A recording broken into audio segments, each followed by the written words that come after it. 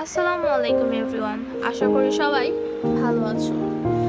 আমরা অবশ্যই এই ভাব সম্প্রসারণটি পড়েছি যে তুমি অধর্ম, তাই বলে আমি উত্তম হইব না কেন। আমরা এই কথাটি শুধু পড়ে এসেছি, আমাদের মনে দাগ কাটেনি। আজ কিছু কথা বলতে চাই যার সাহায্যে মনে দাগ কাটবে। আমাদের এখনকার জেনারেশন শুধু এই কথাটি পড়ে এসেছি, কিন্তু এই কথাটি যে জীবনের কোন ধরনের প্রতিফলন করে, কোন বিষয় এটা শিখায়, সেটা আমরা আজ পর্যন্ত বুঝিনি।